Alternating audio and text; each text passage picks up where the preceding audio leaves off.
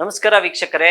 ಈ ಒಂದು ಮಾಸ ಭವಿಷ್ಯ ಕಾರ್ಯಕ್ರಮದ ಮಿಥುನ ರಾಶಿಯಲ್ಲಿ ಜನನವಾಗಿರೋರಿಗೆ ಈ ಮಾಸ ಅಂದ್ರೆ ಆಷಾಢ ಮತ್ತೆ ಶ್ರಾವಣ ಮಾಸದ ಯಾವ ರೀತಿಯಾದಂತಹ ಶುಭ ಅಶುಭ ಫಲಗಳಿರುತ್ತದೆ, ಅವರು ಯಾವ ದೇವ ಸ್ಮರಣೆ ಮಾಡಬೇಕು, ಅದೇ ರೀತಿ ಅವರ ಒಂದು ಹಾದಿ ಅಂದ್ರೆ ಯಾವ ರೂಟ್ ನಲ್ಲಿ ಹೋದ್ರೆ ನಿಮ್ಗೆ ತುಂಬಾ ಅನುಕೂಲ ಆಗುತ್ತೆ, ಅದೇ ರೀತಿ ಯಾವ ಪರಿಹಾರ ಮಾಡಿದ್ರೆ ತುಂಬಾ ಅನುಕೂಲ ಆಗುತ್ತೆ ಅನ್ನೋದನ್ನ ನಾನು ಈ ಸಂಪೂರ್ಣ ವಿಡಿಯೋದಲ್ಲಿ ತಿಳಿಸ್ಕೊಡ್ತೀನಿ. ಖಂಡಿತವಾಗ್ಲೂ ಎಲ್ಲರೂ ವೀಕ್ಷಣೆ ಮಾಡಿ. ಮಿಥುನ ರಾಶಿಯವರಿಗೆ ಪ್ರಮುಖವಾಗಿ ಏನಪ್ಪಾ ವಿಶೇಷತೆ ಅಂದ್ರೆ ಗುರುವಿನ ಬಲ ಯಥೇಚ್ಛವಾಗಿದೆ. ಆದರೆ ಗುರುವಿನೊಟ್ಟಿಗೆ ರವಿ ಇರೋದ್ರಿಂದ ಸ್ವಲ್ಪ ವಾಕ್ ಧನ ಕುಟುಂಬ ಸ್ಥಾನ, ವಾಕ್ ಸ್ಥಾನ, ಧನಸ್ಥಾನ, ಕುಟುಂಬ ಸ್ಥಾನ ಅಂತ ಹೇಳ್ತೀವಿ. ಈ ಭಾವದಲ್ಲಿ ಯಾವಾಗ ಸ್ವಲ್ಪ ಮಟ್ಟಿಗೆ ಅಂದ್ರೆ ರವಿಯೊಟ್ಟಿಗೆ ಗುರು ಸ್ಥಿತನಾದಾಗ ಗುರು ಅಸ್ತಂಗತನಾಗ್ತಾನೆ. ಆ ಕಾರಣದಿಂದ ಮಾತಿನಲ್ಲಿ ನಿಮಗೆ ವ್ಯತ್ಯಾಸ ಕಾಣುವಂತ ಸಾಧ್ಯತೆಗಳಿರ್ತದೆ ಅಂತ ಹೇಳ್ತದೆ ಶಾಸ್ತ್ರ. ಅದರೊಟ್ಟಿಗೆ ಕೋಪ ಹೆಚ್ಚು ಬರುವಂಥದ್ದು. ಹಣಕಾಸಿನ ವಿಚಾರದಲ್ಲಿ ತುಂಬಾ ಸುಧಾರಣೆ ಕಾಣ್ತೀರಾ. ಮಾನಸಿಕ ವಿಚಾರದಲ್ಲೂ ಸ್ವಲ್ಪ ಮಟ್ಟಿಗೆ ಫ್ಲಕ್ಚುಯೇಷನ್ ಕಾಣಿಸುವಂತ ಸಾಧ್ಯತೆ ಇರ್ತದೆ. ಮಾನಸಿಕ ವಿಚಾರದಲ್ಲಿ ಖಂಡಿತವಾಗ್ಲೂ ಏಕಾಗ್ರತೆ ಮತ್ತೆ ಗಮನ ಹರಿಸುವಂತ ಕೆಲಸ ತುಂಬಾ ಮುಖ್ಯವಾಗಿರ್ತದೆ.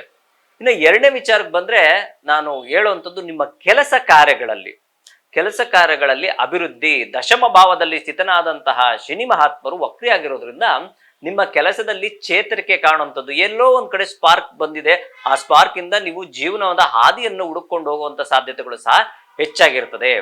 ಆದರೆ ಆ ರಾಶಿಯಲ್ಲೇ ಸ್ಥಿತನಾದಂತಹ ಕುಜ ಮಹಾನನು ಏನ್ ಹೇಳ್ತದೆ ಅಂದ್ರೆ ಆತುರ ಸ್ವಭಾವವನ್ನು ಕಮ್ಮಿ ಮಾಡ್ಕೋಬೇಕು.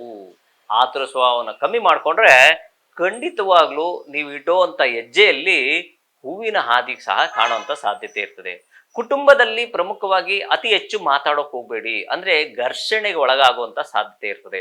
ಮಕ್ಕಳ ಓದಿನ ವಿಚಾರದಲ್ಲಿ ಅಭಿವೃದ್ಧಿಯ ಹಾಗೂ ಎಲ್ಲ ಹಾದಿಗಳು ಸಹ ನೀವು ಕಾಣುವಂತ ಸಾಧ್ಯತೆಗಳು ಸಹ ಉಂಟು. ಭಾಗ್ಯಭಾವದಲ್ಲಿ ಸ್ಥಿತನಾದಂತಹ ರಾಹುವಿನಿಂದ ನಿಮ್ಮ ಹಿರಿಯರಿಗೆ ಸ್ವಲ್ಪ ಆರೋಗ್ಯದಲ್ಲಿ ವ್ಯತ್ಯಾಸವನ್ನು ಕಾಣುವಂತ ಸಾಧ್ಯತೆ ಇರ್ತದೆ. ಜೊತೆಗೆ ಅಣ್ಣ ತಮ್ಮಂದಿರಿಗೂ ಸಹ ಸ್ವಲ್ಪ ಆರೋಗ್ಯದಲ್ಲಿ ವ್ಯತ್ಯಾಸ ಕಾಣುವಂಥದ್ದು. ಅಕ್ಕ ತಂಗಿಯರು, ಅಣ್ಣ ತಮ್ಮಂದಿರು, ಸ್ನೇಹಿತರು, ಸಹೋದರರು, ಸಹೋದ್ಯೋಗಿಗಳು ಇವರಿಗೆ ಸ್ವಲ್ಪ ವ್ಯತ್ಯಾಸ ಅಂತ ಕಾಣುವಂತ ಇರ್ತದೆ. ಇನ್ನು ಮಿಕ್ಕೆಲ್ಲ ವಿಚಾರದಲ್ಲೂ ಸಂಪೂರ್ಣ ಶುಭಫಲಗಳನ್ನ ಕಾಣ್ತೀರಾ.